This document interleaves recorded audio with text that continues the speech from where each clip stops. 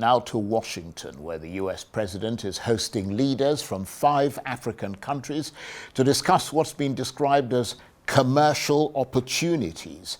The 5 countries are Gabon, Guinea-Bissau, Liberia, Mauritania, and Senegal. Mr. Trump believes they offer great commercial opportunities which would benefit both the US and the 5 African nations. He says he wants to focus on trade and investment to drive mutual prosperity. The meeting comes after the US imposed a 30% tariff on South African imports and a significant visa policy change for Nigeria and Ghana, which will see citizens from those countries granted only a single entry visa to the US, valid for just 3 months. There's a lot of anger on your continent, and we've been able to solve a lot of it. My administration is committed to strengthening our friendships in Africa through economic development efforts that benefit both the United States and our partners, and we're shifting from AID to trade.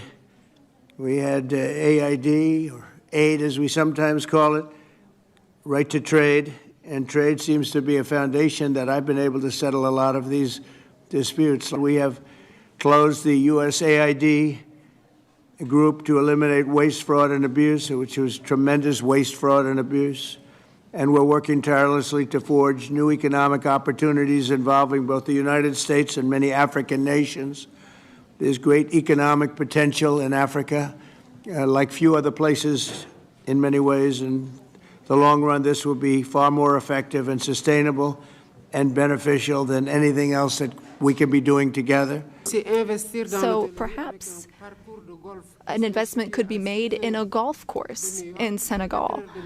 It would just be 6 hours by flight from New York, from Miami, from Europe, or from the Gulf, and that would be an opportunity for you to show off your skills. Liberia is a longtime friend of the United States, and we believe in your policy of making America great again, and we just want to thank you so much for this opportunity. Well, thank you, and such good English, such beautiful. Where did you learn to speak so beautifully? Where were you educated? Where?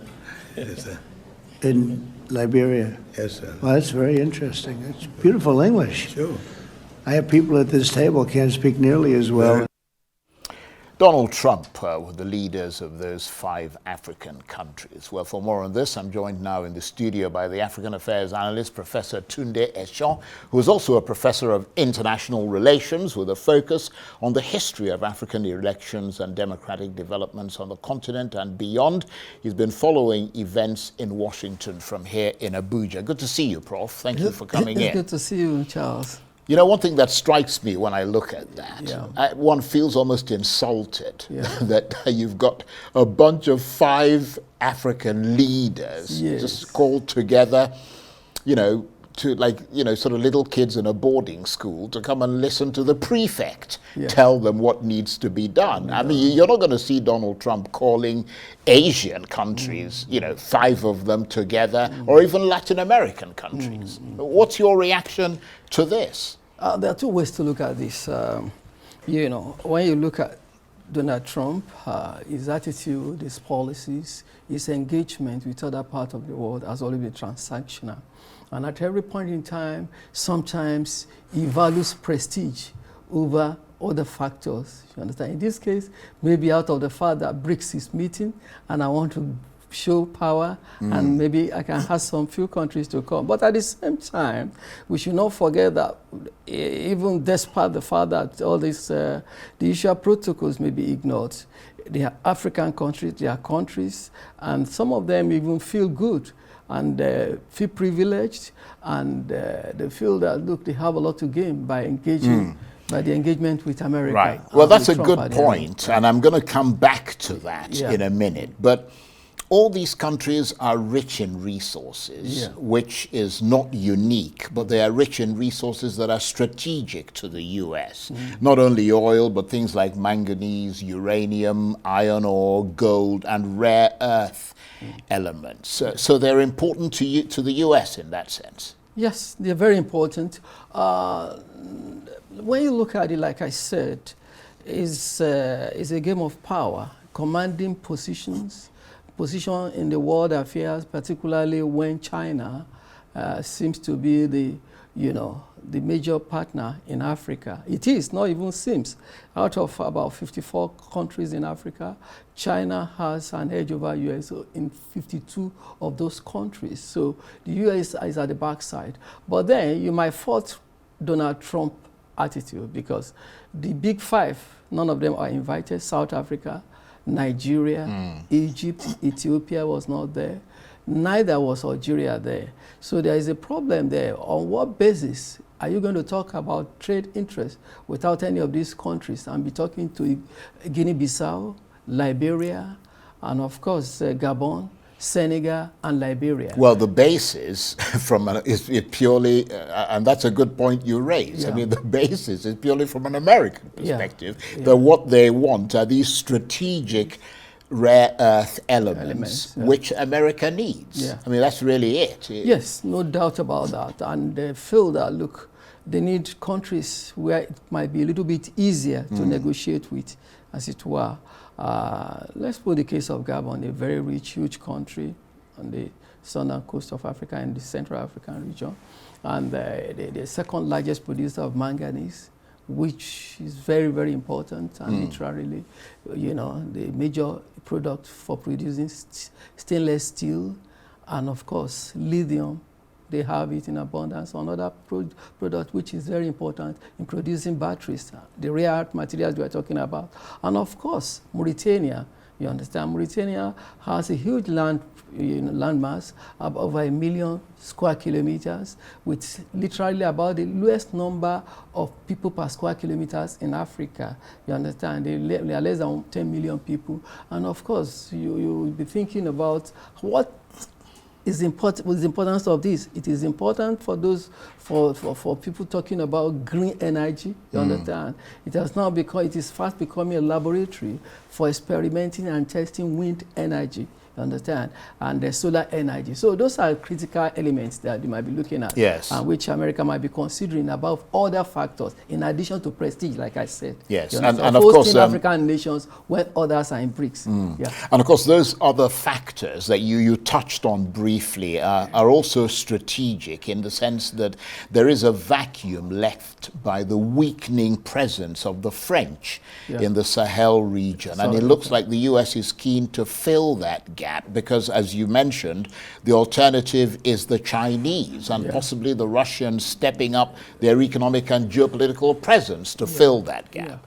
Another way you're going to look at it is that in geopolitical and geostrategic terms, some of these countries are not strongly aligned, despite the fact that they have strong economic ties with China. You understand? They are not strongly aligned, in other words. But even if you are going to look historically, the country that should be aligned to America, it is Liberia. Understand? Founded by the American Colonization Society in 1822, and which gained independence in 1847. The oldest republic in Africa, just like with Ethiopia. So they are more American Liberians, more than any other country in African population.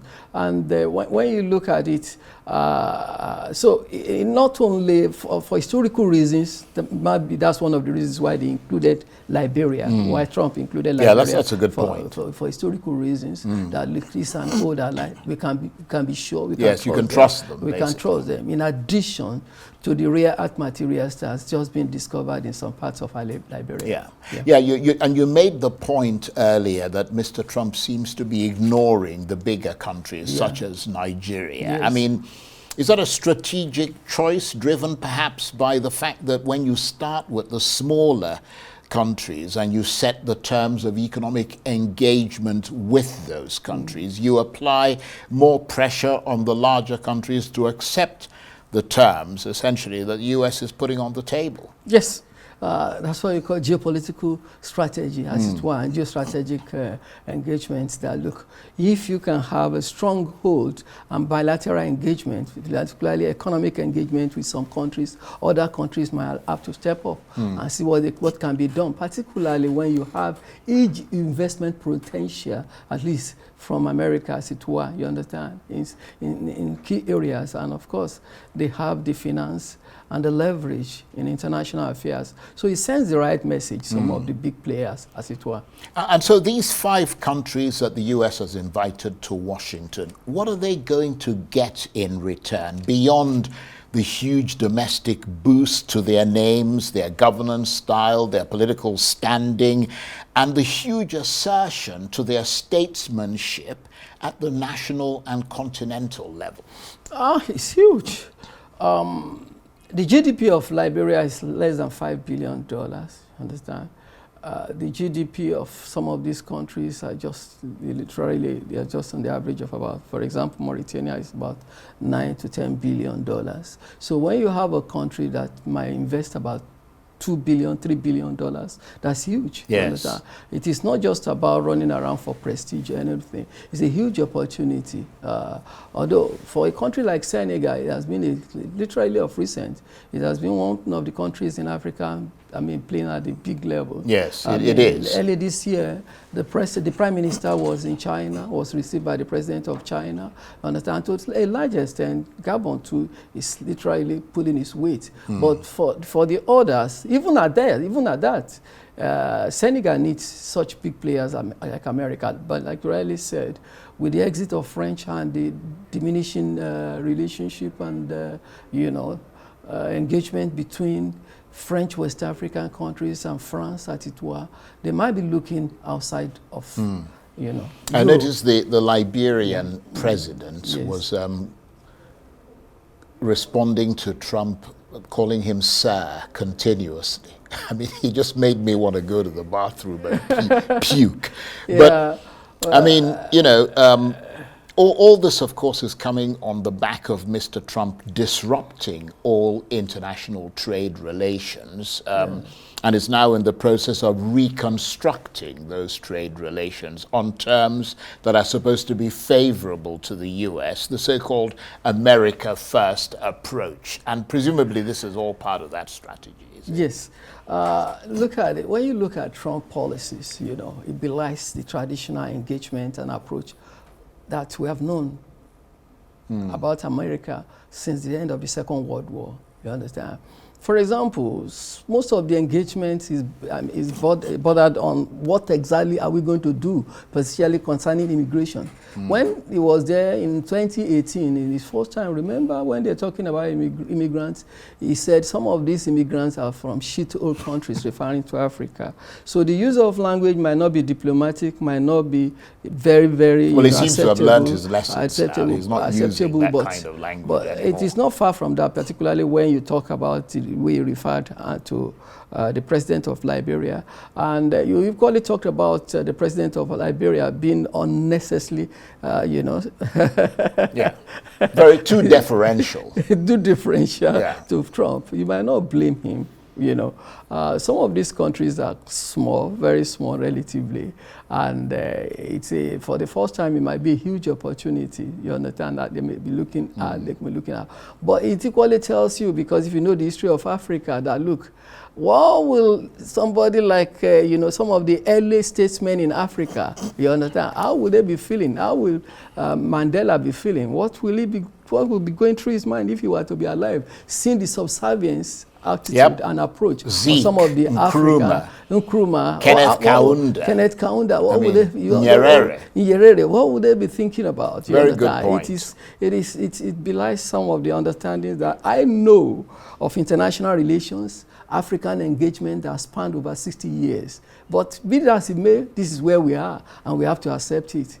Indeed. Yeah. And on that note, I want to thank you very much indeed. Professor Tunde Esan is an African affairs analyst. He's also a professor of international relations with a focus on the history of African elections and democratic developments on the continent. He's been following events in Washington from here in Abuja. Thank you very much indeed. Thank you, Charles.